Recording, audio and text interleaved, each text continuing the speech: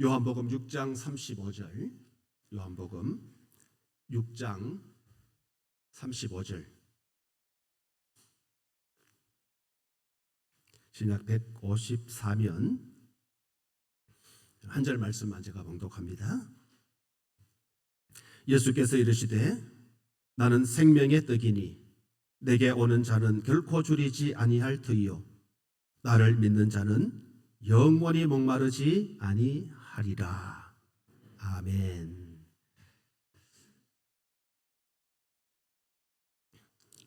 할렐루야.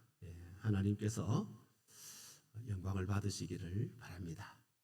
우리 성도 여러분들은 다 하나님의 영광을 위해서 하나님을 찬송하도록 그렇게 창조되어졌고 지어졌다 하는 이 사실을 우리가 한시도 잊지 말고, 하나님이 나를 부르신 목적은 오직 하나님의 영광을 위해서 나를 부르셨다, 그런 분명한 정체성 가지고 하나님을 잘 섬기시기를 축원합니다. 우리 지난 2주간 고난주간 더불어 또 부활주일을 은혜 가운데 보내면서 제가 고난주간에는 나는 길이요 진리요 생명이니 라는 제목으로, 또 부활주일에는 나는 부활이요 생명이니 라는 제목으로 말씀을 전했습니다. 오늘 주신 요한복음 6장 35절의 말씀을 가지고 나는 생명의 떡이니 라는 제목으로 함께 말씀을 나누고 피차간 은혜 받으려고 합니다. 우리 주님이 나는 나다 그렇게 말씀하시면서 길과 진리와 생명이 되시고 또 부활과 소망이 되시고 생명이 되시고, 오늘 본문을 통해서 나는 생명의 떡이다 그렇게 말씀을 하고 있습니다. 여러분, 우리가 세상을 살아감에 있어서 가장 중요하게 여기는 것이 무엇입니까? 여러분들은 내가 세상을 살아가는데 가장 필요한 것이 뭘까? 아마 속으로 물어서 뭐하노? 돈이지. 그렇게 아마 생각하실 분들이 많을 겁니다. 실로 그렇습니다. 뭐니 해도 머니가 최고다. 돈과 건강과 돈, 이건 우리들에게 꼭 필요하고 세상을 살아가는 데 있어서 반드시 있어야 되는 요소임에 틀림이 없습니다. 근데 여러분 한번 생각해 보십시오. 돈이라고 하는 것이 우리에게 필요한 이유가 뭘까요? 궁극적으로 돈이 있어야 먹을 수 있기 때문입니다. 돈이 있어야 마실 수 있기 때문입니다. 결국 돈이라고 하는 것은 먹고 마시는 문제라고 하는 겁니다. 우리가 먹지 않고 살 수 있으면 어쩌면 돈이 필요하지 않을 수도 있을 것입니다.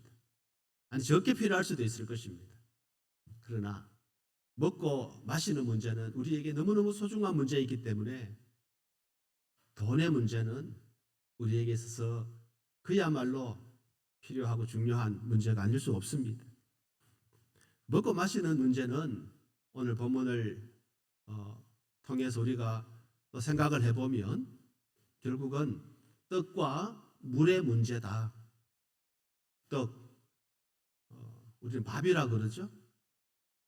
서양 사람들은 빵이라고 그렇게 하고, 근데 떡으로 사는 것이 아니요. 우리가 번역을 만약 한다면, 우리가 좀 쉽게 이해한다면, 우리 밥으로 사는 것이 아니요. 서양 사람들은 빵으로 사는 것이 아니요. 그렇게 하겠죠. 결국은 먹는 문제입니다. 그리고 마시는 문제입니다. 떡과 물의 문제입니다. 오늘 보면 요한복음 6장의 말씀 또 7장까지 저희가 오늘 대략 살펴보려고 하는데, 6장의 말씀을 우리가 쭉 여러분 읽어보시면 6장 1절부터 15절까지 보면 이른바 오병이어의 기적이 기록이 되어져 있습니다. 예수님께서 보리떡 5개와 물고기 2마리를 가지고 떡 5개, 물고기 2마리를 가지고 5,000명을 먹이고 12바구니, 12광주리가 남는 그런 놀라운 기적을 행하십니다. 이 오병이의 기적을 행하시고 난 다음에 예수님께서 이제 날이 저물어 갈 때 혼자 산으로 가십니다. 혼자 산으로 가십니다. 그리고 제자들은 배를 타고 가버나움으로 가게 됩니다. 날이 저물었기 때문에 제자들은 서둘러 배를 타고 가버나움으로 가게 되어지는데 그 바다 한가운데쯤 왔을 때에 해가 완전히 저물게 되어지고 그래서 풍랑도 일게 되어지고 제자들이 두려워합니다. 예수님과 함께 하지 않았기 때문에 그들이 두려워할 때에 예수님께서 바다 위를 걸어서 제자들에게로 오시고 예수님이 그 배에 타시고 가버나움으로 가셨다. 6장 16절부터 21절 그렇게 말씀을 합니다. 여러분, 예수님께서 제자들을 불러 모아가지고 무리들에게 말씀도 전하고 또 그 무리들에게 오병이어의 기적을 보여주셨지 않습니까? 그 이튿날이 되어졌을 때에 아마 이 오병이어의 기적을 경험한 사람들이 밤새도록 아마 잠을 자지 못했을 것 같아요. 놀라운 기적을 그들이 눈으로 보았기 때문입니다. 한 아이의 도시락에 불과한 떡 5개, 물고기 2마리를 가지고 5,000명을 먹인 이 기적을 그들이 바로 어제 눈앞에서 그 현장을 보고 목격했기 때문에 그 감격 때문에 아마 그 무리들은 모르긴 해도 밤잠을 설칠지 않을까. 그리고 그 이튿날 빨리 한 번 더 그 예수님을 보았으면 하는 그런 기대를 가지고 있었을 것입니다. 그래서 오병이어의 기적을 경험한 무리들이 그 이튿날 예수님을 찾으려고 백방으로 애를 쓰고 있음을 봅니다.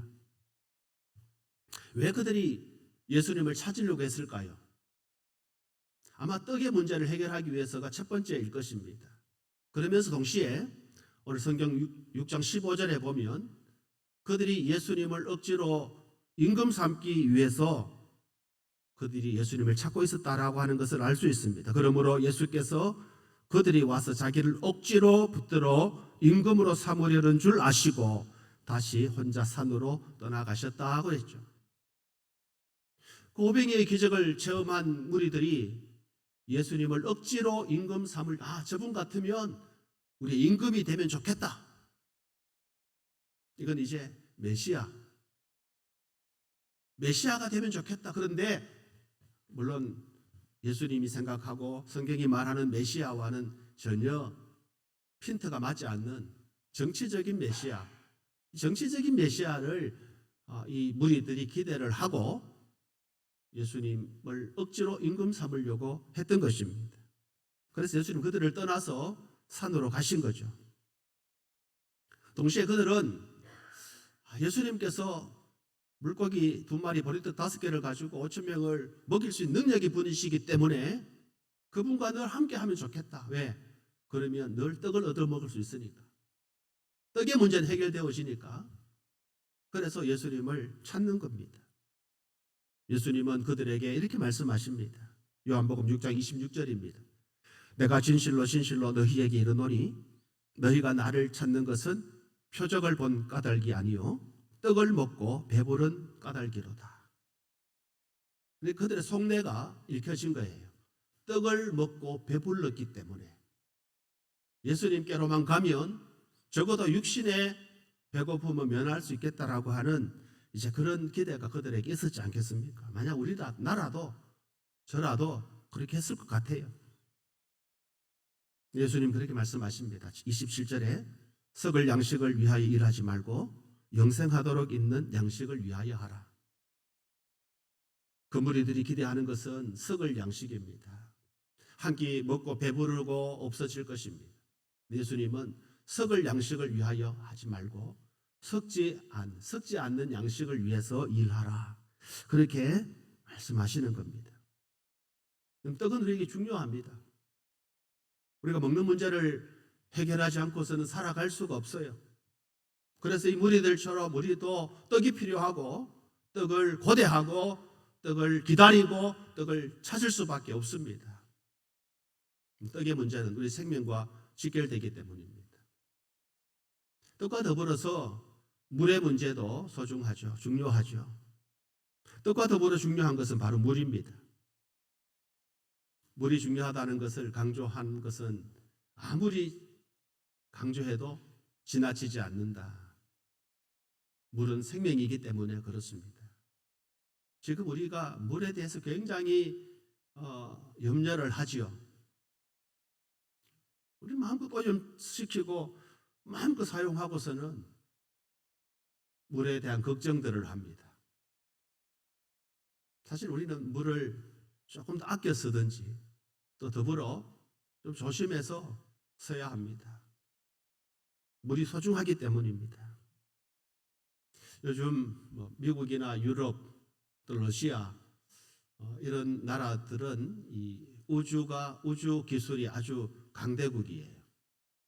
그래서 오래전부터 제가 지난 주일에도 말씀을 드렸죠. 1969년도에 미국은 이미 달에다가 사람을 보내기도 하고 지금 화성에 많은 우주선이 가 있습니다. 미국 또 유럽에서 또 최근에는 중국에서 보낸 화성 탐사선이 화성에 도착을 했습니다. 열심히 지금 화성을 탐사합니다. 탐사하는 주된 목적이 무엇인지 아십니까? 그곳에 혹시 물이 있을까 하고 찾는 것이 화성이라는 별을 탐사하는 주된 목적 중에 하나입니다. 왜냐하면 언젠가는 이 지구가 이제 포화 상태가 되든지 아니면 어떤 이유로 더 이상 살 수 없게 되어지면 지구를 떠나서 살 수 있는 행성이 발견되어지고 또 그곳에 가야 되는데 지금 생각해 보니까 거리상 또 여러 조건상 화성이 가장 적합하다 그런 판단을 한 것 같아요. 그래서 많은 사람들이 지금 화성에 주목을 하고 있고 미국의 일론 머스크라고 하는 사람은 스페이스X라고 하는 그런 회사를 만들어 가지고 지금 부지런히 우주를 향해서 로켓 발사하고 있습니다. 그 중에 하나가 뭐냐 하면 화성 프로젝트, 화성에 사람을 보내가지고 살게 하는 그런 연구를 일론 머스크의 스페이스X라고 하는 그런 프로그램을 통해 가지고 지금 시도를 하고 준비를 하고 있습니다. 그래서 한 100명 정도를 우주선에 태워가지고 한 6개월 정도 화성에서 살 수 있는 이제 그런 실험을 해보고 멀지 않는 장래에 화성에 한 100만 명 정도 이주시켜서 화성을 정복하는 그런 이제 계획 꿈을 가지고 있습니다. 그게 불과 10년 내로 그 계획을 실행한다라고 하는 그런 이제 계획이 이 스페이스X라고 하는 계획 속에 있어요. 관건은 물입니다. 물. 그만큼 물이 소중하고 물이 중요하다라고 하는 것입니다. 물이 없으면 살 수 없습니다. 밥이 없으면 좀 견딜 수 있지만 물이 없으면 살 수 없어요. 그래서 우리에게 마실 물이 있다라고 하는 것은 참 감사한 일이고 그래서 물이라고 하는 것은 은혜가 아닐 수 없습니다. 앞으로 전쟁은 전에는 식량 전쟁 이런 말도 했습니다만은 그것도 앞으로 또 전쟁의 요소가 되겠습니다만은 많은 사람들이 앞으로 전쟁은 물의 전쟁이 될 것이다. 그런 이제 예측도 하고 있습니다. 물이 중요하다라고 하는 거예요. 육신이 살아가는데 떡과 물이 반드시 필요하다라고 하는 겁니다. 제가 길게 말씀을 드렸습니다만은 우리가 살아가는 데 있어서 물과 떡과 물, 먹는 것과 마시는 것은 너무너무 중요하다라고 하는 말씀입니다. 근데 우리는 육체로만 구성되어 있지 않지 않습니까? 사람이 육체만 있으면 떡 먹고 물 마시고 먹고 마시는 문제에 집착하고 거기에만 몰두하면 됩니다. 그 행복한 일이에요. 짐승은 그냥 그저 먹는 것, 사는 생존에만 몰두합니다. 먹으면 배부르고 그냥 지난주도 말씀을 드렸죠. 저 밀림의 사자나 표범이 배부르면 말이죠. 앞에 토끼가 지나가도 꼼짝도 하지 않아요. 내 배부르면 끝이에요. 그런데 사람은 육체로만 이루어진 존재가 아니기 때문에 그래서 육체로 만족하는 것은 부족한 거예요. 뜻과 물의 문제로만 만족한다는 것은 내가 짐승이기를 바라는 것과 다를 바가 없습니다. 우리는 영혼을 가지고 있습니다. 그래서 우리 영혼의 문제에 우리가 관심을 어쩌면 더 가져야 됩니다. 그런데 우리는 좀 수준 낮게도 영혼의 문제보다는 육신의 문제에 더 많은 관심과 시간을 투자하고 있다는 거예요. 먹고 마시는 문제에 우리는 많은 시간과 우리의 열정, 정열을 투자하고 있다라고 하는 것입니다. 다시 요한복음 오늘 본문 6장 35절을 보십시다. 나는 생명의 떡이니 내게 오는 자는 결코 줄이지 아니할 터이요 나를 믿는 자는 영원히 목마르지 아니하리라. 여러분, 우리 주님은 자신을 그냥 먹는 떡이 아니에요. 생명의 떡이라고 말씀. 나는 생명의 떡이라. 우리 주님은 자신이 생명의 떡이고 나를 믿는 자는 영원히 목마르지 아니하리라 말씀을 하셨습니다. 예수님을 통해서 500여의 기적을 경험한 사람들이 예수님을 찾아와서 육신의 양식, 떡을 구했지만 오늘도 우리 역시 지금까지 우리가 구한 것은 그들과 다를 바 없이 육신의 양식을 구해 왔던 것이 사실입니다. 그런데 이 양식을 성경이 뭐라고 말합니까? 썩을 양식이라 말씀합니다. 썩을 양식. 썩어 없어질 양식이라는 거예요. 그 양식은 그저 한 끼 우리 배를 불리게 할 뿐입니다. 우리 주린 배를 한 끼 불리게 할 뿐입니다. 그것입니다. 그것이 육신의 양식입니다. 썩을 양식입니다. 우리 주님은 우리에게 물론 육신의 양식도 필요하지만 그러나 주님은 썩을 양식을 구하는 우리들에게 영원히 썩지 않을 양식을 주시겠다고 약속을 하고 있는 것입니다. 영원히 썩지 않을 양식. 세상의 양식은 100년을 먹어도 아니 1000년, 만년을 먹어도 다 썩어질 양식입니다. 그 양식이 썩어질 양식이 아니고 계속 축적해도 우리에게 생명을, 영혼을 새롭게 하는 것이면 하루에 한 10끼씩 먹으십시오. 그것이 우리 몸에 축적이 되어져서 생명을 영원한 생명으로 인도하는 양식이 되어진다면 부지런히 1분도 쉬지 말고 계속 드십시오. 그 양식을 구하기 위해서 열심히 일하십시오. 그러나 그렇지 않기 때문에 1000년 만년을 먹어도 그건 썩을 양식이기 때문에 우리는 그것을 구하는 것이 아닙니다. 그러나 지금까지 우리는 이 양식을 위해서 수고해 왔습니다. 이 양식을 얻기 위해서 고생을 하고 있습니다. 물론 중요한 양식이지만 우리에게 더 필요한 것은 썩지 않을 양식입니다. 썩을 양식이 필요한 것이 아니라 우리에게 필요한 것은 썩지 아니할 양식입니다. 그래서 예수님은 말씀합니다. 내가 생명의 떡이다. 내가 하나님으로부터 온 참떡이며 생명의 떡이라고 말씀합니다. 그래서 누구든지 배고프거든 누구든지 목마르거든 내게로 와서 먹고 내게로 와서 마시라. 여러분, 이것이 뭡니까? 내게로 와서 먹어라, 내게로 와서 마시라. 이 말씀이 무슨 뜻입니까? 누구든지 목마르거든 참 생명이 되시고 참 양식이 되시며 참 생수가 되시고 영원히 목마르지 않게 하시는 예수님을 믿으라 이 말입니다. 나를 믿으라. 나를 믿으라. 우리 주님 그렇게 말씀합니다. 내가 영원한 생명을 원하거든 나를 믿으라는 겁니다. 내게로 와서 마시라 이 말은 나를 믿으라 하는 것. 예수님께로 와서 믿는 자는 결코 줄이거나 결코 목마르지 않게 하시겠다고 약속하는 것입니다. 요한복음 6장에서 예수님은 생명의 떡이라고 말씀하시고 또 7장 요한복음 7장에 보면 예수님은 생수의 강이라고 말씀하십니다. 곧 생명의 물이다. 생명의 떡이면서 동시에 생명의 물이라고 말씀하고 있습니다. 여러분 요한복음 7장에 보면 유대인의 명절인 초막절이 되었을 때 예수님께서 예루살렘으로 들어가십니다.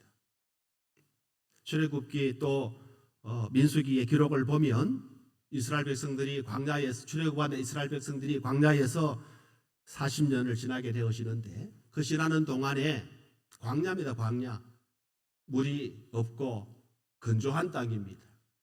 사람이 살 수 없는 그 땅을 무려 40년 동안 지나지요. 출애굽한 이스라엘 백성들이 40년의 광야 생활을 하게 되어집니다. 하나님께서 하늘에서 만나와 메추라기를 주시고 또 목마른 그들에게 바위를 터뜨려 바위를 깨뜨려 땅에서 물이 솟아나게 하시고 마시게 하셨습니다. 40년 광야 생활, 좋은 집에 사는 것이 아니고 장막을 쳐서 이동하면서 사는 동안에 하나님은 그들이 목마르지 아니하도록 반석을 깨뜨려서 물을 주셨어요.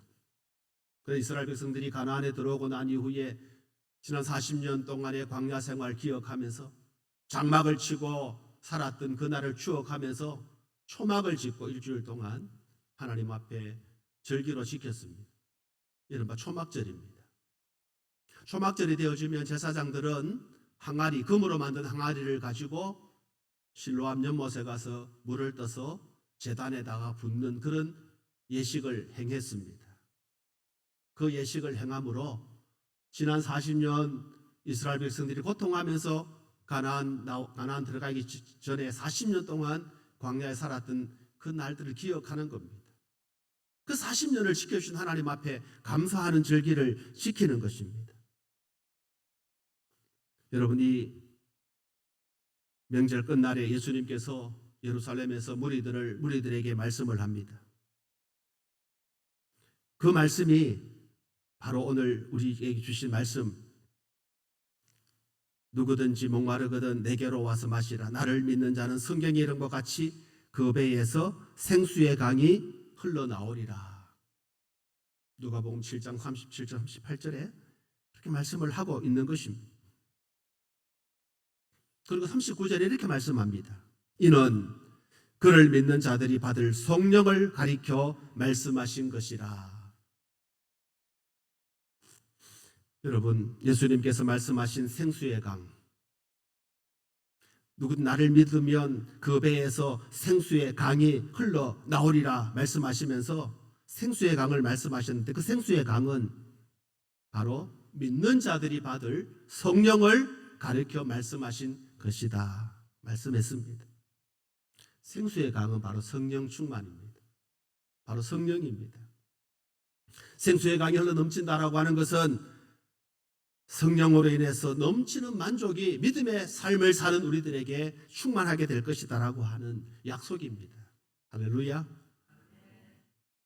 예수님께서 나는 하늘에서 내려온 생명의 떡이라고 말씀하셨고 나는 생수의 강이다라고 말씀하실 때에 우리는 그것을 아멘으로 받고 할렐루야 그렇습니다. 주님이 생명의 떡입니다. 생명의 강, 우리에게 마실 영원한 생명수입니다. 그렇게 고백하지요. 근데 이렇게 고백했으면 참 좋겠는데 그 당시에 사람들의 반응이 어땠는가? 요한복음 6장 42절에 예수님께서 나는 생명의 떡이다 라고 말씀했을 때 그들은 말합니다. 이르되 이는 요셉의 아들 예수가 아니냐? 그 부모를 우리가 아는데 자기가 지금 어찌하여 하늘에서 내려왔다 하느냐? 예수님이 나는 생명의 떡이다. 나를 먹는 자는 영원히 줄이지 않겠다. 그러니까 사람들이 무슨 소리 하노? 내가 네 부모도 아는데 너 나사렛 목수의 아들 아니냐? 좀 험한 소리로 하면 죄송합니다. 무슨 헛소리를 하느냐? 그 당시에 백성들이 예수님을 이렇게 대했습니다. 내가 생명의 떡이라고 말씀하자 그들은 아니야, 너는 그렇지 못해. 폄하하고 그들은 단순히 오병이어의 기적을 통해서 육신의 배를 채우는 데만 급급했습니다. 육신의 배를 채우는 데만 급급했지 그를 메시아로 인정하지 못하는 거예요. 예수님이 나는 생명의 강이다라고 말씀하실 때에 또한 무리들의 반응은 어떠했습니까? 요한복음 7장 41절입니다. 어떤 사람은 그리스도라 하며 어떤 이들은 그리스도가 어찌 갈릴리에서 나오겠느냐? 그 중에 어떤 이는 그리스도라고 인정하기도 하지만 대부분의 사람들이 어찌 그리스도가 저 촌동네 갈릴리에서 나오겠느냐? 어림없는 소리, 믿지 못하겠다는 거예요. 같은 사람들은 예수님을 구약에 약속한 메시아 중 메시아라고 믿기보다는 선지자 중 한 사람 정도는 인정을 합니다. 그러나 대부분 예수님을 메시아로 인정하지 아니하고 배척하는 것입니다. 여러분, 오늘 우리는 이 장면을 보면서 참 안타깝습니다. 예수님을 눈앞에서 그 예수님을 지금 눈으로 보고 있으면서도 믿지 못하고 있는, 우리는 보지 않고 믿지 않습니까? 그런데 이 당시에 이 무리들은 예수님을 눈앞에 두고 예수님과 대화를 하면서도 그를 인정하지 못하고 그분을 믿지 못하는 것이 얼마나 어리석고 안타까운 일인지 모릅니다. 우리는 보지 않고 믿는 믿음이 있습니다. 그래서 감사해야 됩니다. 주님, 내가 예수님 보지 않고도 믿게 하신 것 감사합니다. 그런 감격으로 살아야 됩니다. 보지 않아도 믿을 수 있는 그런 믿음. 여러분, 아직 그 믿음이 우리에게 부족하다면 기도하십시다. 우리 주님이 그리스도시요 살아계신 하나님의 아들이시며 그분 우리를 영원히 배고프지 않게 하시는 생명의 떡이며 영원히 목마르게 하지 않는 그런 영원한 생수의 강이 되신다는 사실을 우리는 날마다 입술로 고백하는 저와 여러분 되시기를 주님의 이름으로 축원합니다. 그 고백할 수 있는 것이 은혜요 복입니다. 근데 여러분, 우리가 아무리 고백하려고 해도요 그냥 안 됩니다. 10년을 믿고 20년을 믿어도 예수가 그리스도라고 고백되지 않을 때가 있어요. 그렇게 많이 말씀을 들었지만 예수님이 주라고 믿어지지 않는 분들이 있습니다. 어떻게 해야 될까? 성경이 뭐라고 말씀하고 있습니까? 예수를 주라고 인정하게 하시는 분은 성령님이라고 말씀하고 있습니다. 성령님의 은혜가 우리 가운데 없으면 우리는 믿을 수가 없는 거예요. 성령께서 우리로 하여금 믿게 하시지 아니하시면 우리 믿을 수가 없습니다. 성령님의 역사 없이는 우리가 하나님을 알 수가 없는 겁니다. 성령님이 함께 하지 아니하시면 우리는 예수님을 믿을 수 없습니다. 오늘 본문에 대제사장들과 바리새인들이 등장합니다. 대제사장과 바리새인들은 여러분 누가 보더라도 당시의 지도자들이요 성경에는 해박한 사람들입니다. 성경을 연구하고 성경을 가이하고 성경을 많이 공부하고 성경을 가르치던 사람들 무리 중에 한 사람들입니다. 누구보다도 믿음이 좋아 보이는 사람들입니다. 그들은 백성의 지도자들입니다. 그러나 그들에게 성령님이 임하지 아니하니까 그들은 예수님을 알 수가 없는 거예요. 예수님을 깨닫지 못하는 것입니다. 우리 주님이 그와 그들과 함께 하고 있음에도 불구하고 보리떡 5개와 물고기 2마리를 가지고 오병이어의 기적을 베푸심에도 불구하고 그들은 예수님을 인정하지 아니하고 오히려 어떻게 하고 있습니까? 요한복음 7장 45절에 보면 아랫 사람들이 대제사장과 바리새인들에게로 돌아오니 그들이 묻되 어찌하여 잡아오지 아니하였느냐.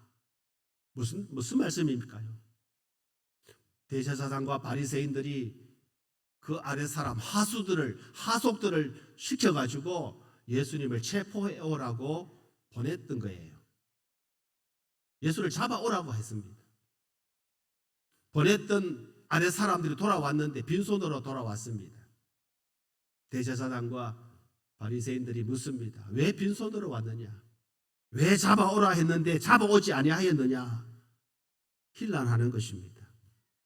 그때 아랫 사람들이 대답을 합니다. 요한복음 7장 46절입니다. 그 사람이 말하는 것처럼 말한 사람은 이때까지 없었나이다. 그 사람 누구면 예수님. 아랫 사람들이 그 상관의 이 명령을 받고 예수를 체포하러 갔는데 가서 보니까 예수님이 하시는 말씀을 듣게 되어지는데 들어보니 그 사람이 하는 말이 지금까지 이렇게 말한 사람이 없었다는 거예요. 그래서 도무지 그분 잡아올 수 없었습니다 라고 하는 겁니다. 그러자 바리새인들이 격앙합니다. 분노합니다. 47절입니다. 너희도 미혹되었도다. 너희도 미혹되었도다. 여러분, 결국 대제사장들과 바리새인들은 하나님이신 예수님을 저주받은 자로 몰아붙이고 결국 그들의 율법으로 예수님을 십자가에 못 박아 버리고 말았습니다. 왜 그들이 그런 일을 했을까요? 왜 대제사장들과 바리새인들이 예수님을 알아보지 못하고 믿지 못할 뿐만 아니라 예수님을 십자가에 못 박게 했습니까? 그들에게 성령이 없었기 때문입니다. 성령의 경험을 하지 못했기 때문입니다. 성령의 기름 부으심이 그들에게 없었기 때문입니다. 성령이 없으면 진리를 바르게 분별할 수가 없습니다.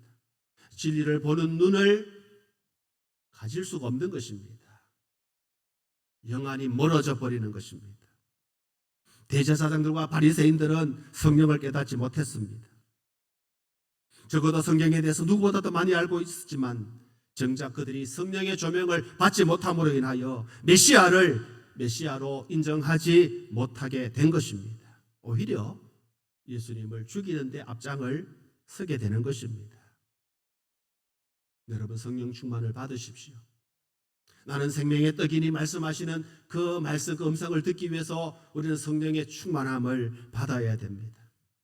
나는 생수의 강이니 말씀하시면서 영원히 목마르지 아니하리라고 약속하신 그 주님의 말씀을 받기 위해서 우리는 성령이 충만해야 합니다. 예수님은 생명의 떡의 동시에 생수의 강으로 오셨습니다. 생명의 떡과 생수의 강, 바로 성령님이 우리에게 깨닫게 하시는 것입니다. 다시 우리 앞에 화면을 보면서 한번 같이 읽어보겠습니다. 요한복음 7장 37절 39절입니다. 같이 읽겠습니다. 누구든지 목마르거든 내게 와서 마시라. 나를 믿는 자는 성경의 이름과 같이 그 배에서 생수의 강이 흘러나오리라 하시니 이는 그를 믿는 자가 받을 성령을 가리켜 말씀하신 것이라. 아멘. 여러분, 그를 믿는 자의 받을 성령을 가리켜 말씀하신 것이라. 여러분, 성령 충만해야 합니다. 성령 충만하지 아니하면 우리는 믿음으로 살 수가 없습니다. 그럼 성령 충만이 뭡니까, 여러분? 제가 최근에 계속해서 성령 충만에 대해서 말씀을 드릴 때에 성령 충만이라고 하는 것은 내가 죽고 예수로 사는 삶을 말합니다. 내 자아를 죽이고 오직 주님으로 사는 삶, 주님이 내 안에 거하는 것입니다. 내가 주인이 아니라 우리 하나님이, 우리 주님이 주인 되시는 삶을 사는 것입니다. 내가 먹고 입고 마실 걱정하면서 근심하는 것이 아니라 하나님의 영광을 위해서 근심하고 교회를 위해서 근심하고 성도된 우리 모두를 서로 위로하고 격려하면서 그 삶을 염려하면서 근심해 주는 것, 그 근심을 가진 것, 그것이 성령 충만의 삶을 사는 것입니다. 우리는 아직도 육신을 위해서 무엇을 먹을 것인지에 대해 관심이 많습니다. 성령님이 내 안에 들어올 여지가 없습니다.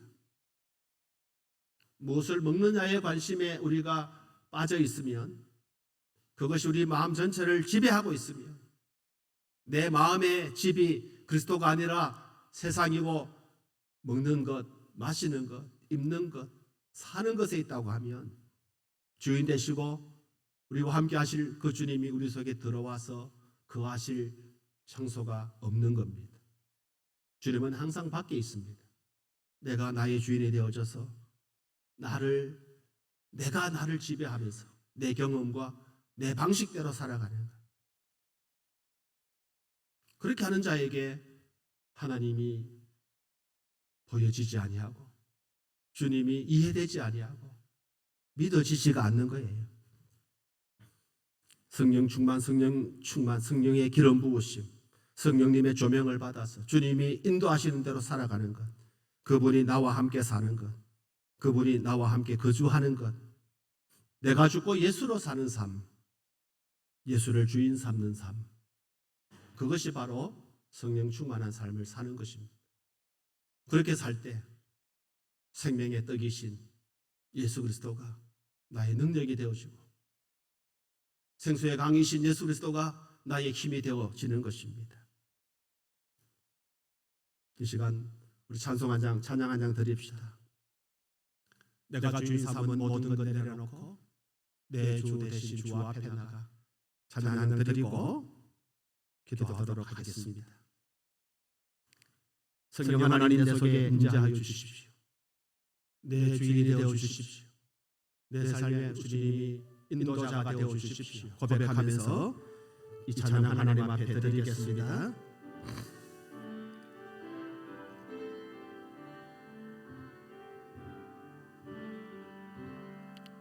내가 주인 삼은 모든 것 내려놓고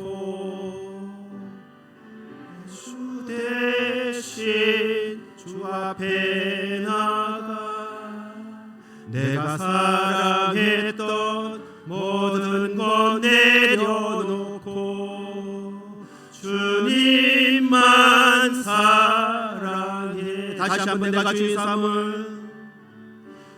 주인 삼은 모든 것 내려놓고 내 주 대신 주 앞에 나가 내가 사랑했던 모든 것 내려놓고 주님만 사랑해. 주 사랑 거친 풍랑에도 깊은 바다처럼 나를 잠잠케 해. 주 사랑 내 영혼의 반석 그 사랑 위에 서리. 주 사랑 거친 풍랑에도 거친 풍랑에도 깊은 바다처럼 나를 잠잠케 해. 주 사랑 내 영혼의 반석 그 사랑 예설이. 아멘. 그렇습니다. 여러분, 내 주인의 삶을 우리가 사는 것입니다. 내 주인은 바로 주님이십니다. 주님이 내 삶의 주인이십니다. 내 생명의 떡은 주님이시고 내 생수의 강은 주님이시고 내가 주님을 주인으로 삼을 때에 우리는 그분을 인정하게 되어지고 그분을 통해서 영원히 목마르지 아니하고 영원히 배고프지 아니하는 삶을 살게 될 것입니다. 아직도 세상 것 때문에 배고파 하십니까? 아직도 세상 일들 때문에 목말라 하십니까?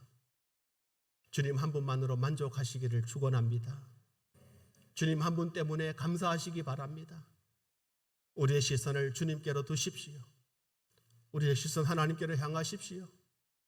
저급하게 세상만 바라보고 살지 마십시오. 하나님만 의지하십시다. 주님만 바라보십시다. 주님 내 속에 들어오셔서 나의 주인 되어 주십시오. 나의 삶의 주관자가 되어 주십시오. 나를 축복해 주십시오. 주님만 바라보겠습니다. 성령으로 충만하게 해 주십시오. 기름 부어 주십시오. 그래서 이른 비의 축복과 늦은 비의 복을 하나님 앞에 누릴 수 있도록 은혜 베풀어 주십시오. 우리 하나님 앞에 고백하며 그렇게 나아가야 될 것입니다. 주님을 사랑합니다. 주님 의지합니다. 함께 동행하겠습니다. 그 고백이 우리의 삶의 진정한 고백이 되시기를 주님의 이름으로 축원합니다. 생명의 떡 되신 주님이 여러분들에게 무한 축복해 주셔서 줄이지 않는 복이 있기를 바랍니다. 생명의 강이 되신 주님께서 여러분의 무한 생수를 공급해 주심으로 목마르지 아니하는 은혜의 삶을 주님 오시는 그날까지 기쁘게 살아드리는 저와 여러분의 삶이 되시기를 우리 주님의 이름으로 축원합니다. 거룩하신 아버지 하나님, 감사와 찬송을 드립니다.